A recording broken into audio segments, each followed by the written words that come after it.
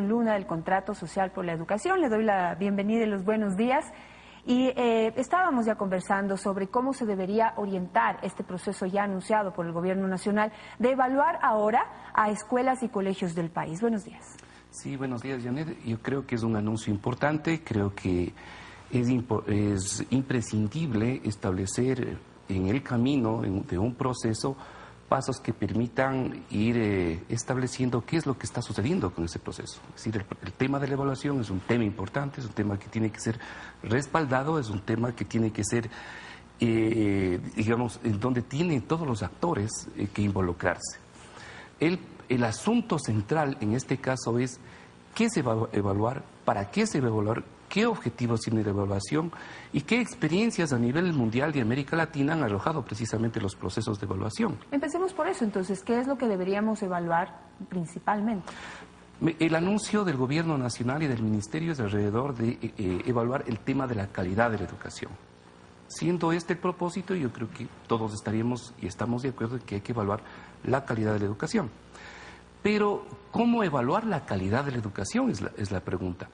Se evalúa en relación a las denominadas pruebas estandarizadas que se han realizado y se realizan en todo el mundo, que solamente ubican a una parte del proceso de aprendizaje, es decir, si usted sabe matemáticas o lectura comprensiva y otros factores que les dicen asociados, o esté evaluando el conjunto de elementos que afectan a los procesos de aprendizaje de las personas. Entonces, esto sí nos pone en dos orillas distintas. Una evaluación solo ilumina una parte del proceso, una parte muy pequeñita del proceso. Y si de esa parte del proceso usted saca conclusiones, tendrá conclusiones parciales. Es decir, tomar exámenes a los alumnos para ver cuánto han aprendido solamente revela una parte del problema. Absolutamente, una parte del problema, porque usted no solamente en educación está aprendiendo matemáticas o lenguaje, que está muy bien, pero usted también está aprendiendo a relacionarse, está aprendiendo valores, está aprendiendo a reaccionar frente a múltiples problemas del entorno, está aprendiendo a resolver problemas, en fin, ¿no?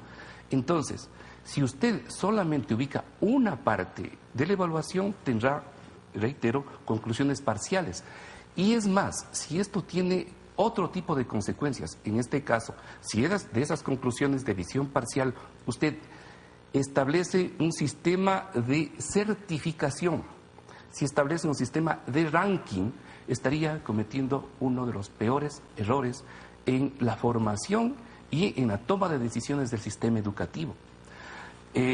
Nosotros creemos que es importante evaluar, pero este sistema, esta mirada tan parcial que llevaría o culminaría en una suerte de estandarización, escuelas de clase A, escuelas de clase B, escuelas de clase Z. Pero el objetivo de esa evaluación no sería pues saber cómo está la calidad de la educación, cuáles son las diferencias que hay entre unas y otras escuelas, por ejemplo, o colegios fiscales, y estandarizar, pero el nivel educativo, o sea, coger el que mejor está y subirles a todos a ese nivel, adoptar ese sistema o ese currículum, aunque deberían tener todos el mismo currículum, pero en la práctica eso no sucede. Tengo entendido que el Ministerio de Educación ha establecido una escala, unos estándares sobre los cuales va a hacer la evaluación. Esto yo creo que debemos conocer un poco más, discutir en el medio, involucrarnos los padres de familia en esto y, por supuesto, vamos a medirnos respecto a determinado tipo de estándares y de indicadores. Eso está muy bien, pero es una parte del problema. ¿Qué queremos decir con esto? Usted va a evaluar la educación de sus hijos, pero en la educación de sus hijos no solamente interviene la escuela. En la educación de sus hijos interviene la familia, en la educación de sus hijos interviene la comunidad, en la educación de sus hijos intervienen las decisiones de macropolítica, en este caso del Ministerio de Educación. Entonces, si somos serios, vamos a evaluar en su conjunto y en su integralidad la educación y todos los componentes que inciden sobre la formación de los chicos. Porque solamente de esta manera podemos establecer conclusiones integrales y soluciones integrales. Para poder entender mejor, por ejemplo, qué se le podría evaluar a la familia y cómo hacerlo, cómo evaluar a las familias. Cómo, por ejemplo, estamos participando efectivamente en la educación de nuestros chicos. Por lo general, sucede que todos los padres de familia tomamos y arrojamos o botamos, lamentablemente, a nuestros hijos de las instituciones, creyendo que ahí van a ser solucionados todos los problemas. Los padres de familia debemos involucrarnos en la formación de nuestros chicos, estableciendo el acompañamiento respectivo en su proceso de aprendizaje, por ejemplo.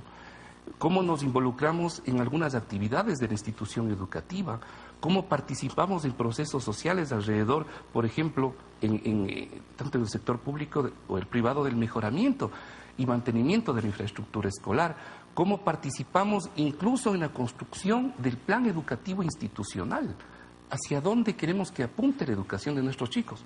Si vamos en octubre, o en agosto es ahora, ¿no? Y terminamos en junio de recoger a nuestros chicos, no hemos hecho absolutamente nada. De igual manera, el tema de la comunidad y el tema de la responsabilidad de la autoridad pública. En ese punto quisiera, y digamos, siguiendo la línea crítica que usted ha establecido, no estamos empezando, o sea, hemos hecho todo al revés. Empezamos, por ejemplo, con una reforma del currículum y del bachillerato. Se hizo el bachillerato unificado, que todavía está en proceso de, digamos, está en experimentación, por decirlo de alguna manera. Se han construido algunas escuelas, colegios, se ha hecho algunas inversiones y después de 5 años recién se va a hacer una evaluación que les va a permitir saber cómo está el sector educativo. ¿No debieron haber empezado por ahí? Usted lo ha dicho, es decir, sí hemos empezado, como lamentablemente muchas de las cosas en nuestro país se hacen al revés. Usted inicia por un diagnóstico. Si usted está enferma, el médico va y le diagnostica su enfermedad y luego del diagnóstico establece los pasos necesarios para curar esa enfermedad. Ese es el procedimiento. Lamentablemente en el país estamos haciendo una serie de cosas, unas interesantes. Yo creo que el Ministerio de Educación viene haciendo cosas interesantes, otras al revés, precisamente. ¿Por qué al revés? Y al menos en este caso, Janet. En el Ecuador, para evaluar, primero, absolutamente primero, debemos consensuar qué tipo de calidad educativa queremos, pues, los ecuatorianos. ¿Hacia dónde nos vamos? ¿Qué tipo de educación? El concepto de calidad no está ni construido ni consensuado socialmente. Uno puede ser el concepto que tenga el Colegio Einstein, ¿no es cierto? Y otro, la escuelita de Malchinguí. En fin, ¿no?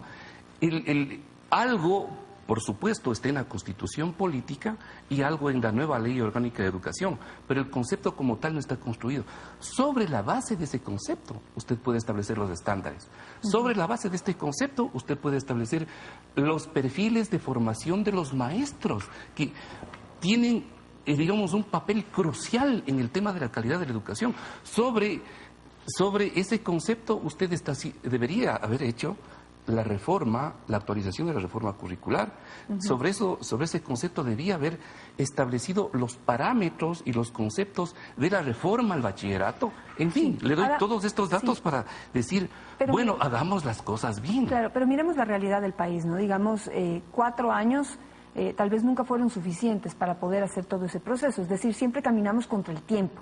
Quieren hacer algo, unos han tenido más dinero que otros, unos han querido más que otros preocuparse por la educación, pero al final el tiempo es lo que no les alcanza. Hoy este gobierno ya va a 5 años y ya ha manifestado que no es un tiempo suficiente para poder hacer todos los cambios y transformaciones que necesita la educación.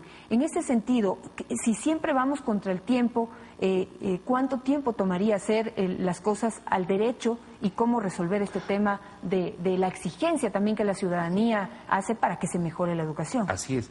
En esto yo creo que los ecuatorianos debemos entender que en educación los plazos son medianos y largos. Obviamente se necesitan decisiones de corto plazo. Si es así, debemos acostumbrarnos a pensar que una reforma que implementemos hoy día puede estar dando resultado en 20 años. Otras tienen impacto casi inmediato, ¿no? Con esto lo que quiero decir es que efectivamente nunca habrá tiempo suficiente y que la política en educación debe ser una política de Estado, que lo asumamos luego de un consenso y un acuerdo social de determinado tipo de políticas y las vaya asumiendo uno u otro gobernante en el tiempo, de tal manera que tengamos, y eso es lo que hemos reclamado, Janet, desde la ciudadanía, hay que tener un proyecto educativo que mire de aquí a 50 años, por lo menos, y yo creo que al menos Algunas manifestaciones hemos tenido ya de preocupación del conjunto de la sociedad y creo que también hay alguna intencionalidad de este gobierno, ¿no? Pero no encuentro todavía los canales suficientes como para poder sentarnos y sobre esta base hacer un gran acuerdo nacional, porque si no, como usted señala, no se podrá dar las transformaciones porque siempre faltará tiempo y estaremos apresurados y esperemos que el tema de la educación no se involucre, es una utopía, en las decisiones de la política contingente, es decir, que tomemos decisiones de política educativa pensando en el electorado, pensando en las próximas elecciones. Eso es fatal para el país, fatal para los chicos. A mí me parece que ese es un punto importante a entender. Muchísimas gracias, Milton Luna, Contrato Social por la Educación, por hacer esta evaluación importante de lo que se ha hecho hasta el momento por la educación del país y todas las cosas que todavía hacen falta para poder ver o empezar a ver, es por lo menos esa proyección a futuro y esa mejora para nuestro sistema, para nuestro desarrollo, para nuestros estudiantes, es decir, todos nos beneficiamos de una mejor educación. Gracias, Milton. Nos vamos a un corte comercial.